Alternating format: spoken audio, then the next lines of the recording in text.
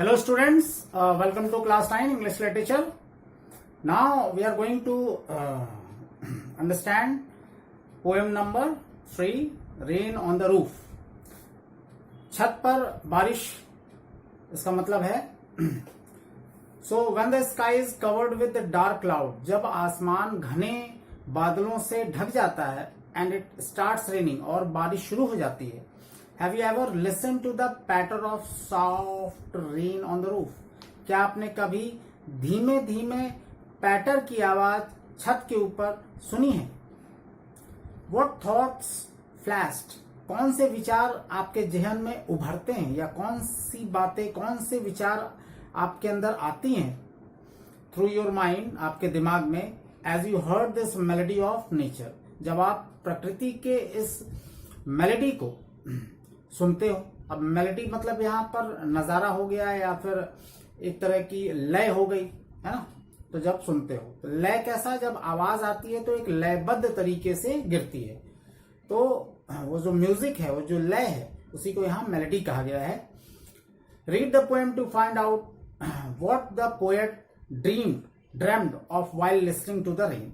तो ये पोएम को पढ़िए कि पोएट ने क्या सपना देखा है इस पोएम को लिखते वक्त और इस बारिश, गिरते हुए बारिश की आवाज को सुनते वक्त.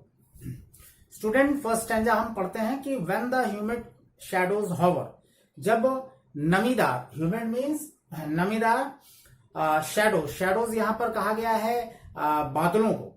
तो जब नमीदार बादल हॉवर करते हैं, हॉवर मीन्स यहां हो गया कि मंडराते हैं गिरने के लिए, ओवर ऑल द स्ट्रेटोस्फियर्स. यहां पर स्ट्रेटोस्फियर्स मीन्स कि जितना भी आसमान है, तारों से भरा आसमान, उस पूरे क्षेत्र में जब ये बारिश का पानी गिरता है. And the melancholy darkness, melancholy means होता है उदास, सैड, डार्कनेस मीन्स अंधेरा. तो उदासी भरा जो अंधेरा है, जेंटली वीप्स इन रेनी टीयर्स. तो धीमे धीमे ये एक बारिश वाले बूंद के रूप में, यहां पर देखिए कि वीप कहा गया है कि जब धीरे धीरे बारिश की बूंदें गिरती हैं तो इसी को वीप कहा गया है. तो रेनी टीयर्स मीन्स बारिश की बूंदें धीमे धीमे गिरती हैं. तो जब ह्यूमिड शावर हॉवर करते हैं, जब नमीदार बादल मंडराते हैं पूरे आसमान में और उदास जो अंधेरा है धीमे धीमे बारिश के रूप में, बारिश की बूंद के रूप में गिरता है. तो what a bliss to press the pillow. तो व्हाट अ ब्लिस मीन्स होता है, ब्लिस मीन्स खुशी, हैप्पीनेस. तो व्हाट अ ब्लिस, क्या खुशी मिलती है to press the pillow, pillow यानी तकिए को दबाने में. कब? Of a cottage chamber bed, यानी कि जो लकड़ी का घर है उसका जो चैम्बर मीन्स कमरा है, उस कमरे में जो बेड रखा है, उस बेड पर बैठकर पिलो को दबाने में कितना मजा आता है. एंड लाई, और लेटे हुए, लिसनिंग टू द पैटर, पैटर की आवाज को सुनते हुए. पैटर क्या है कि बारिश की बूंदें जब टकराती हैं जमीन पर से या छत से टकराती हैं, गिरती हैं, तो उसकी पैटर की आवाज जो है, पटपट की आवाज आती है, तो उसी को पैटर कहा गया है. Of the soft rain overhead, धीमे धीमे जो बारिश सर के ऊपर छत पर गिरती है तो उसकी आवाज. तो ये फर्स्ट पैरा स्टैंजा हो गया. नाउ सेकंड स्टैंजा में है कि every tinkle on the shingles. अब देखिए टिंकल मीन्स क्या है, यहां पर लिखा हुआ है टिंकल मीन्स फॉलिंग साउंड, गिरता हुआ जो साउंड है उसको हम टिंकल कहेंगे. धीमी धीमी जो रिंगिंग साउंड निकलती है बारिश की बूंदों से. तो एवरी टिंकल, हर बारिश की बूंदों की आवाज, ऑन द शिंगल्स. अब देखिए शिंगल मीन्स यहां पर क्या हो गया कि एक रेक्टेंगुलर वुडन टाइल होता है जो कमरे के ऊपर, छत के ऊपर रखते हैं. तो रेक्टेंगुलर जो है लकड़ी का टाइल जो रूफ पर यूज करते हैं रखने के लिए. तो हर बारिश की बूंद जो कि टिंकल के रूप में कहा गया है, जब गिरता है शिंगल पर, है ना, has an echo in the heart, तब एक गूंज, इको मीन्स गूंज निकलती है. इको जब किसी चीज से साउंड टकरा के वापस आ जाए, इसी को गूंज कहते हैं, इको. तो has an echo in the heart, दिल में एक गूंज जो है उभरती है। एंड 1000 ड्रीमी फैंसीज, और हजारों ड्रीमी मीन्स सपनों से भरा, फैंसीज मीन्स कल्पनाएं, इनटू बिजी बीइंग स्टार्ट, तो ये शुरू हो जाती हैं। एंड 1000 रिकलेक्शन मीन्स मेमोरी, तो हजारों यादें, weave their air thread into woof, तो वीव देयर एयर थ्रेड यानी कि हवा में जैसे कि कोई कपड़ा बुनता है धागे से, तो आड़ी तिरछी जो धागे पिरोते हैं हम लोग किसी चीज को बुनने के लिए, उसी को वूफ कहा गया है। तो हवा में कई सारे ताने बाने उभरते हैं। And I listen to the patter, और मैं पैटर की आवाज को सुनता हूं, of the rain upon the roof, छत पर जो बारिश की बूंदें टकरा रही हैं उससे।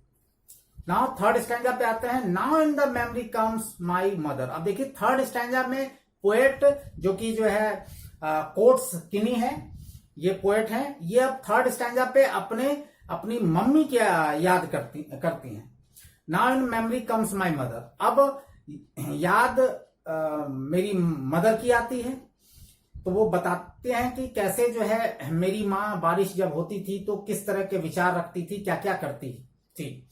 Now in memory comes my mother, अब याद आती है मेरी माँ की। As she used in years agone, जो वह बहुत साल पहले, एगोन मीन्स होता है बीते हुए दिन, तो as she used in years agone, जब बहुत साल पहले वो किया करती थी। क्या किया करती थी? To regard the darling dreamers. Darling dreamers means होता है छोटा बच्चा जो सपना देखता है, उसको खुश करने के लिए, रिगार्ड करने के लिए।